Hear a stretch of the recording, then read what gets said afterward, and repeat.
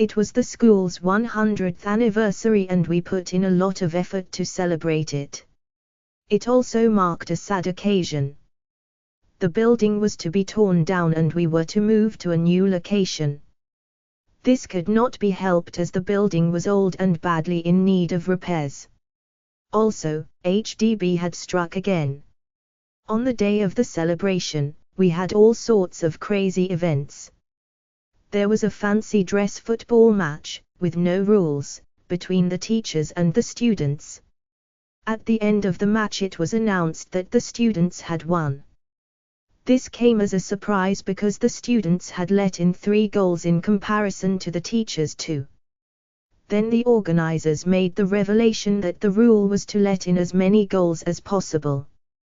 There was loud cheering from the students as the team went forward to receive the prizes. The cheering turned to loud laughter when it turned out that each player received a back scratcher as a prize. More funny business followed throughout the day. Everything went in reverse. There were games galore and talent time and dancing. Everyone had a good time. At night it was the grand dinner.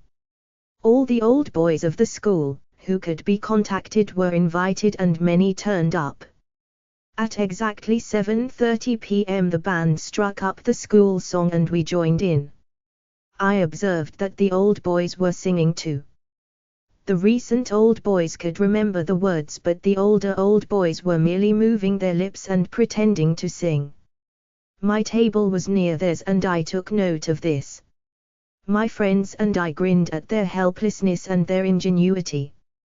The principal made a speech, then invited an old boy who was a VIP to say something. He made a long boring speech for 10 minutes after apologizing for not being prepared. One of the things he said made everyone look about him nervously. He said that the dead old boys of the school were there in spirit. Then it was dinner time. My friends and I helped to serve and we had a good time keeping our ears open. The old boys were talking about the good old days. The dinner ended at about 10 p.m. but we went home at about midnight. We had to help to clean up the mess.